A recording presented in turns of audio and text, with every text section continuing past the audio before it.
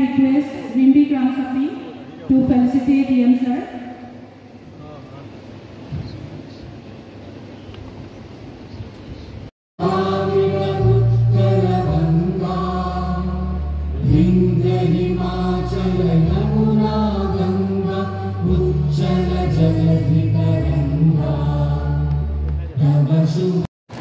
And may I request MP Penalty to felicitate CM sir.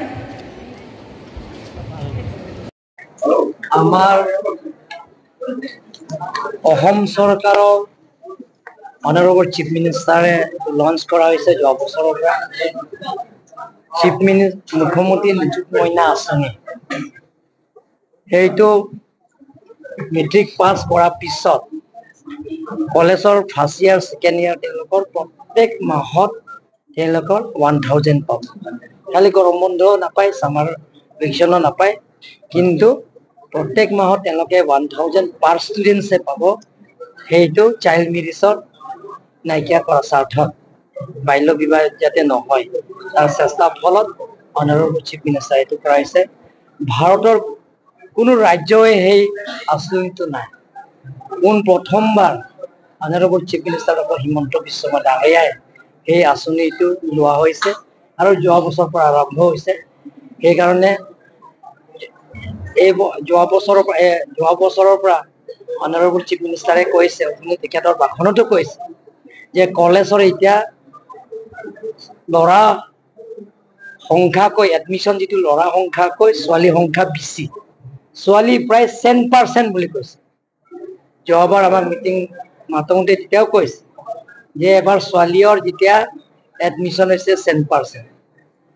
তাৰপিছত হাই secondary pass কৰাৰ পিছত degree যেতিয়া পঢ়িব first semester, second semester, third আৰু ফ'ৰ্থ ছেমিষ্টাৰলৈকে প্ৰত্যেক মাহত 2500 দিয়া হ'ব। তাৰপিছত গ্ৰেজুৱেট পাছ কৰাৰ পিছত MCom আৰু MEC, তাৰপিছত BEd আৰু MA তেওঁলোকৰ কাৰণে আকৌ বছৰত 25,000 টকা অসম চৰকাৰৰ পৰা সেইটো দিয়া হ'ব। লগতে কাৰ্বি আংলঙত আমি west Karbi Anglong, east Karbi total মিলি প্ৰায় 1200 ষ্টুডেণ্ট গাৰ্লছ ষ্টুডেণ্টে ইয়াত নাম প্লাছ 1200 প্লাছ গাৰ্লছ ষ্টুডেণ্টে এইটো আজি ফৰ্ম দিয়া হৈছে। তেওঁলোকৰ সেই ফৰ্ম ফিল আপ কৰিলে লাষ্ট ডেট আছে 5 তাৰিখ ছেপ্টেম্বৰ। তাৰপিছত 10 তাৰিখে তেওঁলোকৰ একাউণ্টত নিজৰ একাউণ্টত যাব। এইটো আঁচনি বাল্য বিবাহ ৰোধ কৰা স্বাৰ্থত যাতে চাইল্ড মেৰিজ নহয় তাৰ কাৰণে এইটো কৰিছে। আৰু যাতে ছোৱালীবিলাকে যাতে কলেজৰ নাম ভৰ্তি কৰে।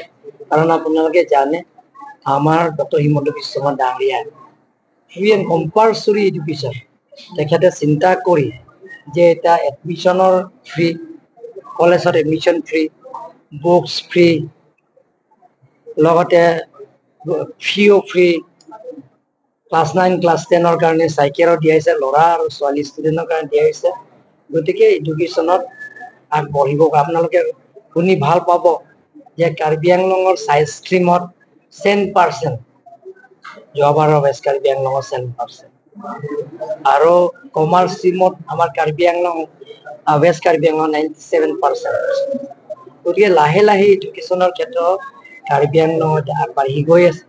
যেতিয়া কাৰ্বি আংলঙত এক্সট্ৰিমিজম নাইকিয়া হৈছে, বন কালচাৰ নাইকিয়া হৈ গৈছে, এক্সট্ৰিমিজৰ কালচাৰ নাইকিয়া হৈছে, ধাৰণা প্ৰচেছনৰ কালচাৰটো নাইকিয়া হৈছে, এতিয়া এডুকেশ্যনৰ ক্ষেত্ৰত কাৰ্বি আংলঙত এটা লাহে লাহে আগবাঢ়ি গৈ আছে। আমি কাৰ্বি আংলং অট'নমাছ কাউন্সিল বিলাকৰ যিবিলাকৰ গ্ৰেজুৱেট পাছ কৰাৰ পিছত UPC, APSC তেওঁলোকৰ কাৰণে আমি ফ্ৰী কোচিং দিয়া হৈছে। ডিফু আৰু ৱেষ্ট কাৰ্বি আংলং যোৱা বছৰৰ পৰা আমি দি আছো। আৰু মেডিকেল কলেজৰ কাৰণে যিবিলাক মেডিকেল পাছ তেওঁলোকৰ এন্ট্ৰেন্স পাছ কৰিছে, তেওঁলোকৰ মেডিকেল কলেজৰ নাম ভৰ্তি কৰিব, তেওঁলোকৰ কাৰণে কাৰ্বি আংলং অট'নমাছ কাউন্সিলৰ পৰা আমি 50,000 টকা পাৰ ষ্টুডেণ্টত আমি দিয়া হৈছে। এইবিলাকৰ আমি ব্যৱস্থা কৰি আছো।